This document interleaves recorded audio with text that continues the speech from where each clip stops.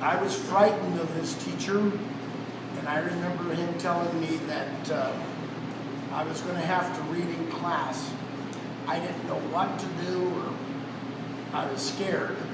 And so anyway, I asked my sister, I said to my sister, my oldest sister, I said, Mary, I need help reading a story in class. I said, would you help me? Because she was in Spanish class 2, I think, or 3, I can't remember at that particular time. So she helped me.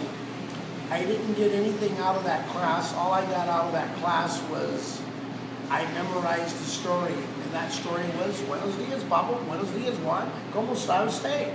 That's what I got out of that class. I could not get out of that class fast enough. As I grew up here in the Portland area at the age of 16, that's when I fell in love with the Spanish language, and I learned how to speak it and write it. As we said here today, I have workers that work for us that speak basically just Spanish, very little English, so my skills in Spanish have improved 100%. I think that it's wonderful that kids, college kids, the young adults are learning the language of Spanish, and I will hopefully will be able to help them in the near future. So, would you say that you identify as Chicano, Latino, Mexican American? I myself personally, I don't like the word Chicano. There is no race that's Chicano. We are Latinos or Hispanics, whichever word. Chicano is just nothing more than a word that was made up in the late 40s, early 40s in the state of Texas, in the state of California, because of the Mexicans that were coming in to the Los Angeles area. They wanted to be able to identify themselves not as a Mexican American, but as a Chicano, being somewhat Mexican American. So that's what they use that word. It's just a slang word for I would like to say, for those of the ghetto. So, would you say that you've had any kind of difficulties with your ethnicity and identity in the Pacific Northwest?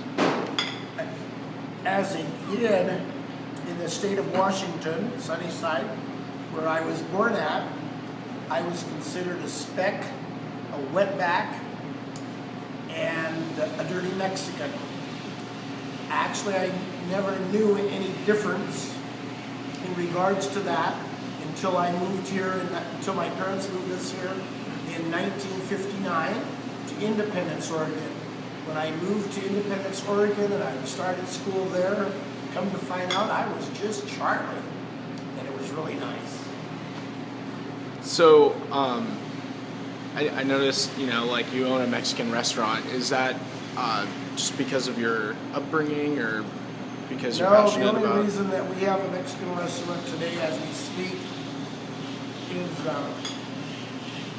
we used to own a landscape company called Custom Sprinklers.